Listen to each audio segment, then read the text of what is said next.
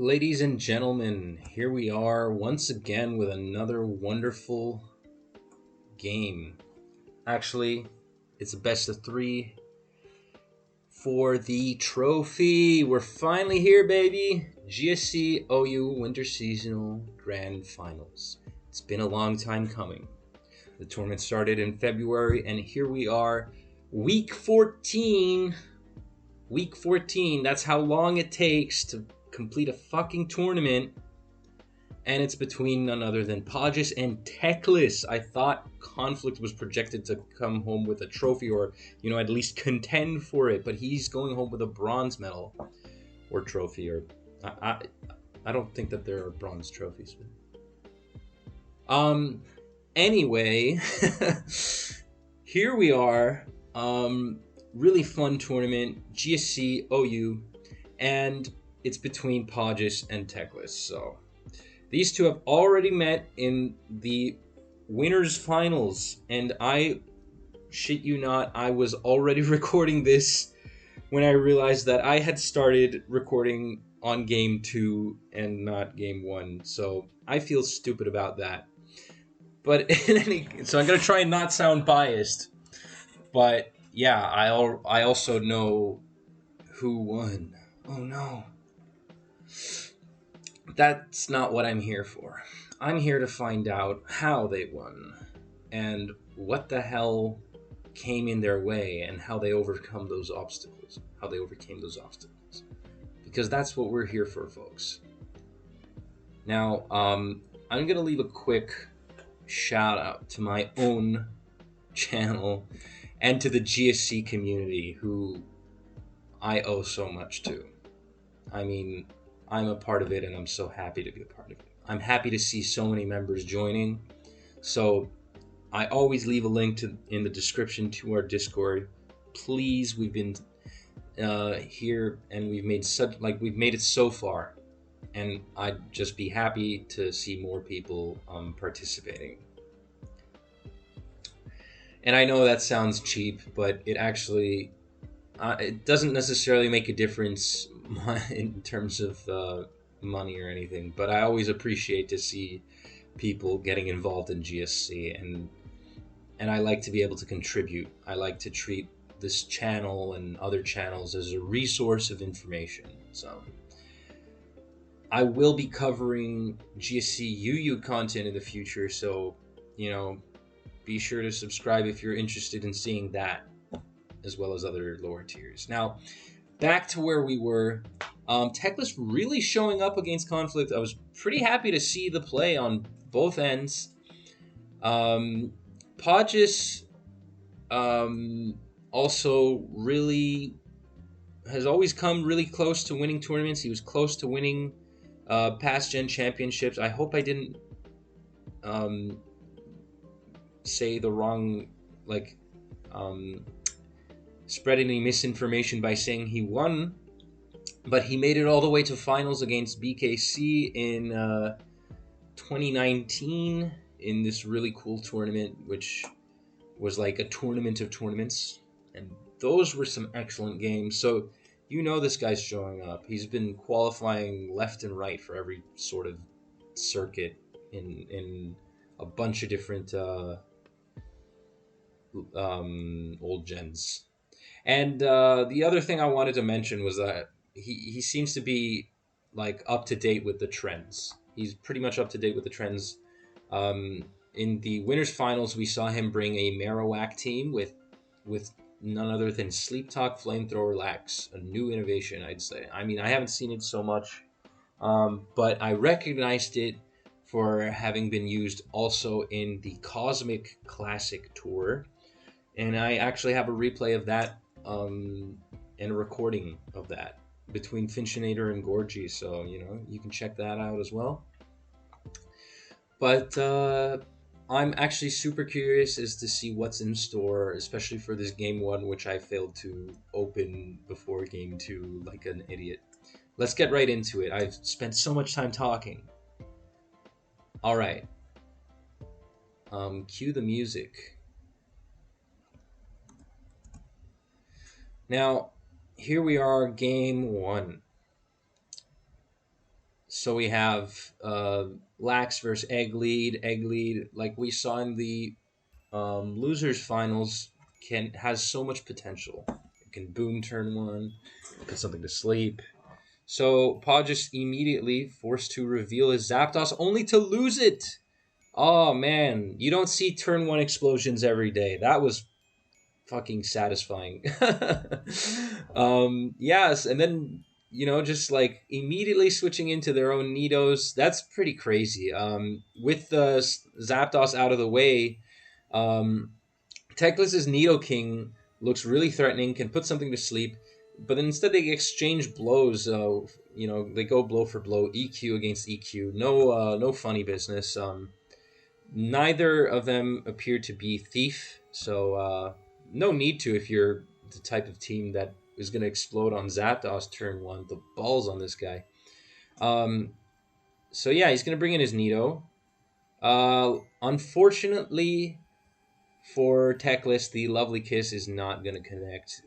That would have given him so much momentum, especially for his own Zapdos. Which is probably in the back. So yeah, Pachis gets another shot on life. He's gonna bring his Cloyster in, lays the spikes. Snorlax is at +2, but he's gonna bring in his own Gengar. And what's gonna happen next? We don't know. Maybe a Dynamic Punch. It's a Debon Gengar just to catch EQ Lax. He's gonna switch out with not too worried there. So essentially, Pursuit dealing about as much damage as a Crunch would, and on the switch out, of course.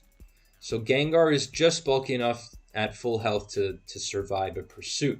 But he also has the Destiny Bond. So, like, a fun fact is that should the Pursuit crit, Podges actually gets to take away a Tyranitar for free. So that's pretty cool. So Teclis almost hoping not to get a crit there.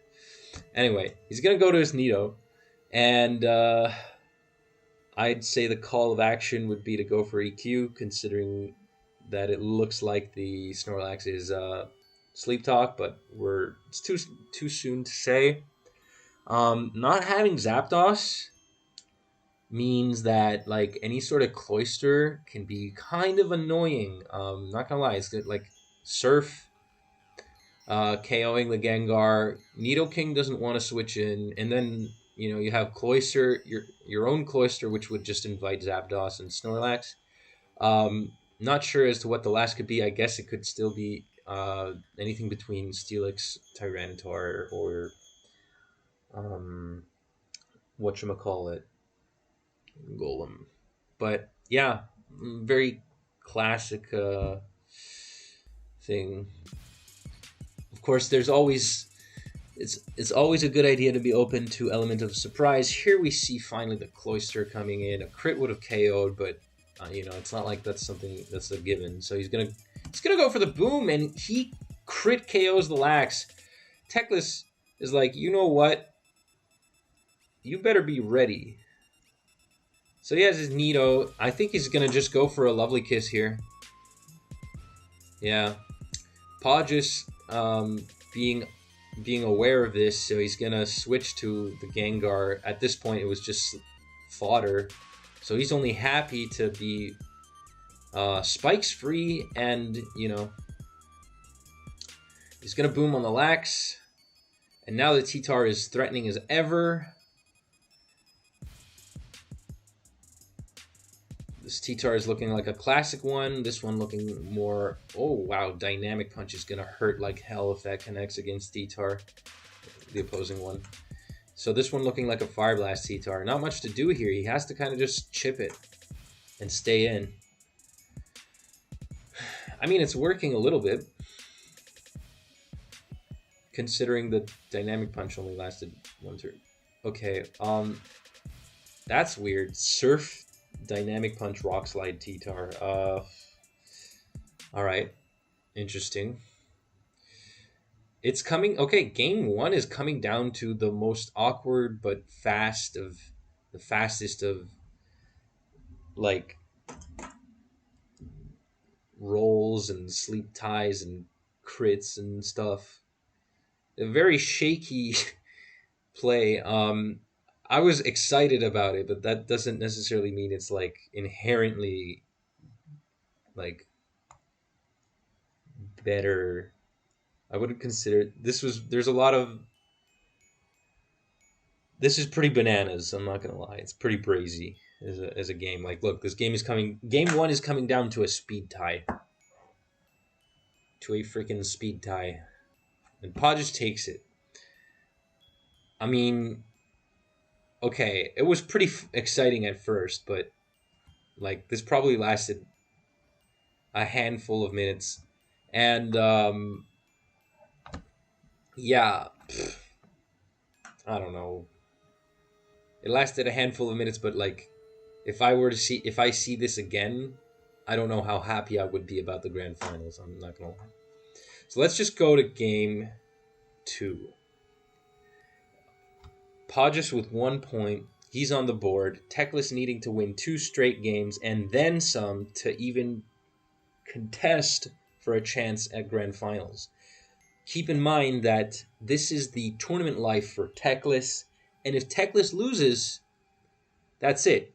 But if Teclis wins 2 straight games, he still has to win an entire other best of 3. So, yeah. Podge is sitting quite comfortably at this point. So he's going to... Oof, that was a little bit faster than I would have liked. Yeah, Lax versus Zapdos. Let's just get into it. So we see the Snorlax going for Curse. So and then it hits Skarmory. So Skarmory, Zapdos teams usually indicate either double electric or a Blissey stall team. Double electric being some sort of halfway, because it's so good at shifting the gears. And this Snorlax could have some sort of trick up its sleeve to be able to beat the Skarmory. Of course, it's also able to kind of just force the Skarm to rest, which can be very annoying. So we see Cloyster, and then the Starmie should essentially confirm the fact that it's a stall team and that there is Blissey in the back. Starmie has been on offensive teams, but not with the Skarmory as well. Like, it's no longer an offensive team at that point. And this Zapdos is kind of particular in that regard. So, yeah, he's just going to spin and switch out, because the name of the game is controlling the territory, thus the spikes, and having the right answers to Snorlax and coming in on the right turns. So he's going to Toxic the Lax. Toxic making me think that this Lax is okay with being put to sleep for one reason or another. He also is going to add some pressure by hitting the Skarm. He could switch to a Zapdos here, or rest. Maybe it's Sleep Talk. We're too soon to tell. So he's just going to burn some turns. I wouldn't think that if he's going to be applying pressure like in the way that he is, that it's what's it called? That it's Sleep Talk. So yeah, we see Zapdos being brought in from the phasing move Whirlwind. Unfortunately, he misses 2 thunders, so they don't connect. He's probably trying to paralyze something. The light screen making Teclis' own Snorlax able to come in pretty safely. He's going to go for Toxic, and we see a Skarmory on this side of the field as well. So what we have in store, ladies and gentlemen, is pretty much a stall Ditto. I know that's not exciting for some viewers, but it's a great opportunity to have an understanding as to what the costs are for each player. So given that the main difference between these two teams is probably going to rely on the difference in their spinner and maybe the secondary normal resist. So Cloyster is going to be able to lay spikes. Teclis' team has no spikes, probably, and probably has a spin. Well, no, there's no spin blocker, but because there are no spikes. But A secondary normal resist for sure. It can be T-Tar. It can be something else. It can be a ghost. It's supposed to resist flamethrower from Lax, and that would be the idea. Whereas Cloister is a little bit more proactive, but the Cloister might not have toxic or anything. So yeah, we see it gets toxic after he lays the spikes, and he uses rest. So this is an indication of the fact that there might be a heal bell Blissey in the back. With rest, Cloy, you can live pretty long. It's probably also rapid spin, so there isn't any way to pressure Snorlax besides Surf and just spikes. So this is more of a utility Cloister, no boom either, and no way to threaten Starmie. And we see the secondary normal resist being Miss Drevis, so less fearful. It's Perish Song Missy, so gets a Confuse Ray on the Skarmory, but he doesn't manage to take advantage of it in the right way. So yeah, the confusion doesn't work. So on Pohjis' end, there can be a well, he would need a Blissey and probably a secondary normal resist on his side as well. The problem being that for teams like this, against the Lax, so they're kind of weak to Toxic and Flamethrower. Double Edge hits all the non-normal resists. Toxic poisons the ones that are immune to Flamethrower or resisted, and Flamethrower hits the Steel types that are immune to Toxic. Yeah. Okay. So we see Flamethrower on the Blissey.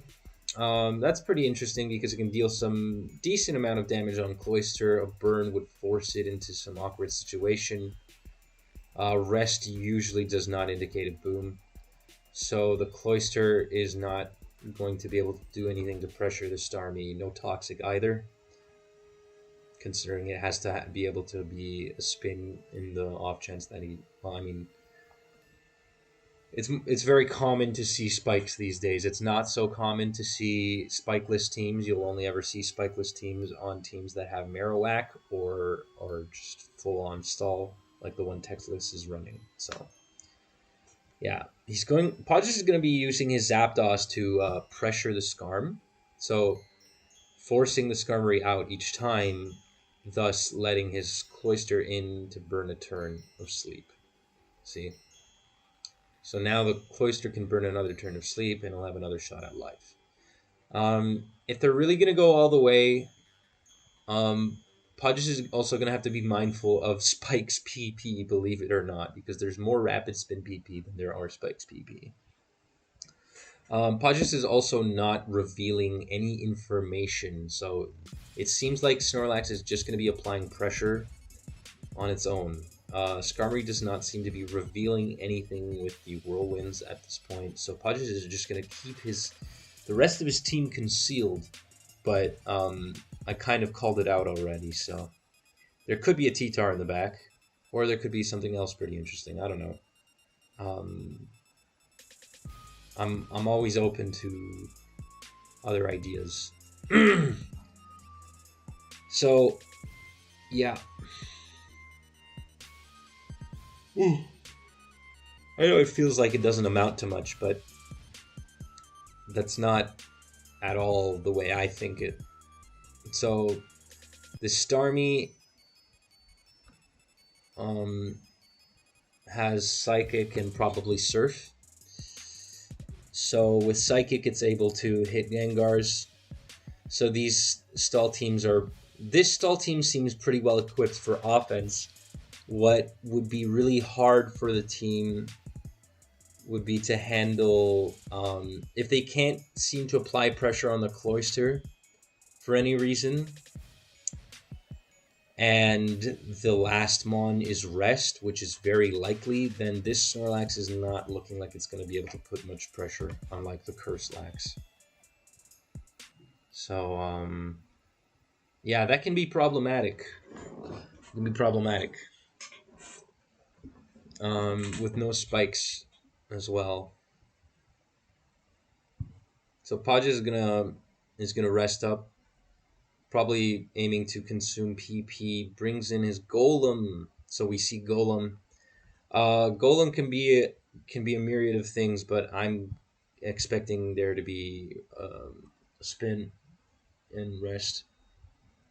So let's see how he behaves. So he stays in on the lax, knowing that there's toxic. So he's probably okay with heal bell support in the back, but probably also rest.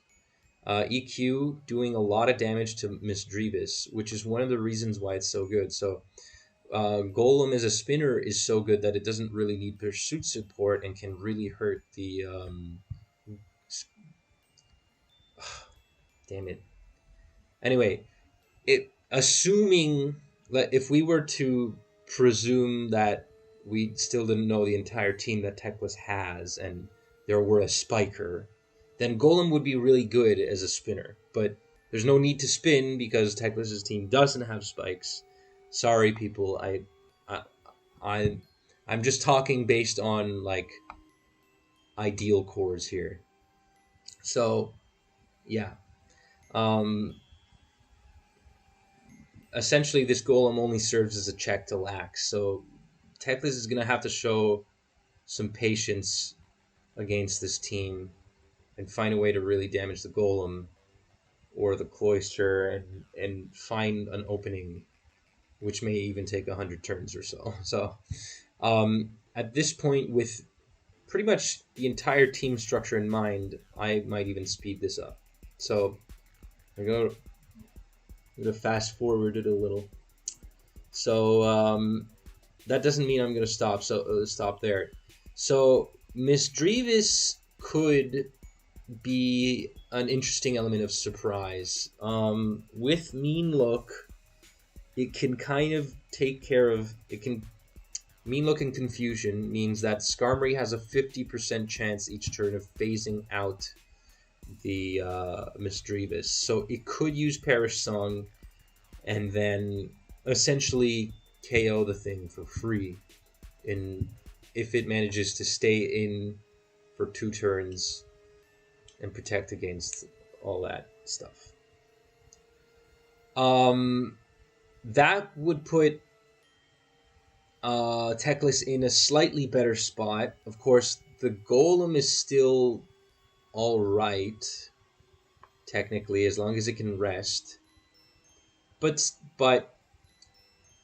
yeah, getting rid of Skarmory would be interesting because then the Misdreavus really gets to go ham, and then it can threaten Golem or Blissey or anything else. So if the Golem is asleep, then Missy can kind of just take something out for free as long as it's healthy. So yeah, that would be the win con. I don't know how consistent it is, but you do have to try and use your tools. So Flamethrower 3-hit KO Skarm. Pohjis is going to be switching in, pivoting in and out. So we also see the Toxic on Skarm being revealed. So now he's starting to apply the pressure. He's going to be forcing the Lax to sleep, maybe forcing the Blissey to use heal bells. So Zapdos can be a myriad of different sets, but I'm actually thinking that the Zapdos might be Sleep Talk. So with Blissey out of the way, Zapdos becomes a really, really solid win con as well. So, yeah.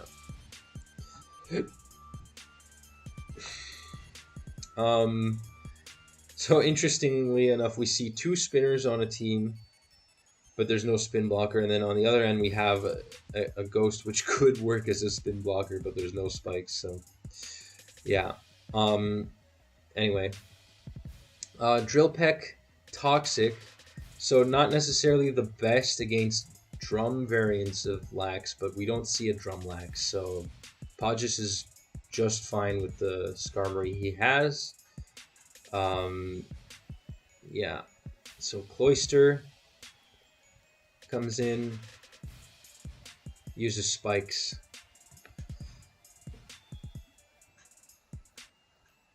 Ice Beam. Man, I'm quite tired today. I hope you guys have been enjoying so far. So, you know, we see some Ice Beam PP being consumed if he can fish for a freeze. There are different opportunities that can open up based on the situation. So, Cloyster could even go for some surf damage, but I don't think he's going to be doing that as long as Light Screen is up. Of course, Pohjis is going to lay the spikes as long as he sees like a chance that Teclis might click something other than the switch out button, because that would mean that he can immediately deny entry with his Zapdos, and that's what Zapdos is there for. He can kind of just harass the Starmie. But we don't see that. And we don't see too many switches into Snorlax anymore, so of course Flamethrower burning the Blissey can be interesting, but I don't see it being too much of a problem. Yeah.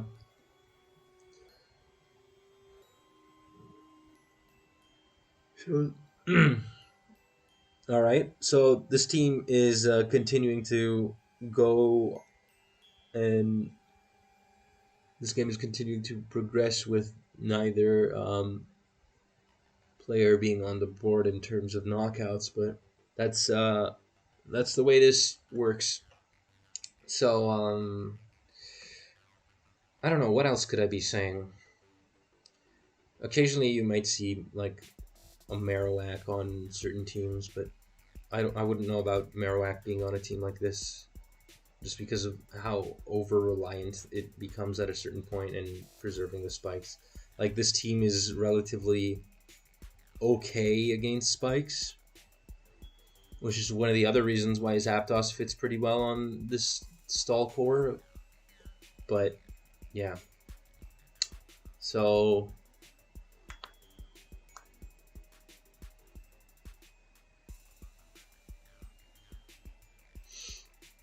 yeah, so we're seeing some spins coming from. That's the only thing he's poised to do, like spin, and there's no spin blocking, so there's no consumption of PP. Starmie can pretty much just spin for free, and he's always going to bring in the Starmie on the Cloy, because Cloyster can't really. Well, Cloyster can't necessarily beat this Starmie because it doesn't have Toxic, so there's no consuming of Heal Bell PP, and there's no Body Slam Lax to force paralysis. Just Toxic from Skarmory. So Pohjis is bringing a slightly more solid stall team than like, not just equipped, maybe less equipped for offense as one might think, but still manageable, but better equipped against opposing stall. And on the other hand, Teclis can definitely stall, but even if he gets Toxic on Golem, Golem can just rest. So there's that. And so Pohjis is not poised at all. Neither player is poised to click Heal Bell here, which is why we haven't seen it thus far. So there's this interesting interaction here, where the Missy gets the Confuse Ray, but it doesn't hit itself. So that means that the Skarmory can flee. Let me think. So if that had failed, then the Skarmory would have to try again to Whirlwind, but then Misdreavus would just protect. And then the counter would be down to 2. Yeah. So he would have to stall some more. But there's also a 50% chance that Protect succeeds. And then he could KO the Skarmory. But it didn't happen. And it doesn't look like he's going to go for it again. I'm not sure. Okay, so yeah. Okay, well, Teclis forfeits. It seems that he says in the chat, no matter how I think about it, it's going to come down to PP stalling at best, or easily hit 1,000 turns otherwise. Well, that's my mistake anyways. I did not think we would end up having this mirror, but I don't want to win enough to play this out. Yeah, I mean, I'd have tried to play the game out, but I also understand that having to win not just this, but another game and then another set would have been really hard. So we have our winner. Pohjis wins the GSC Winter Seasonal. And I'm sure he's quite happy about it. He says, happy to finally win my first ever GSC tournament. That's awesome. Thank you all for having, been here and being a part of this series. I'll leave a link to the final post if you're interested in seeing that. And yeah, just stay tuned for some more GSC action. I am happy about this series so far. It's interesting how the events have turned out. I think it's been a long time coming that Pohjis finally wins the GSC tournament, so that's pretty cool. He gives his shout-outs to a bunch of people. Shout-outs to Golden 009 for hosting this tournament. He's been really good. And yeah, stay tuned. I've loved this series so far. It's been a lot of fun. Thank you.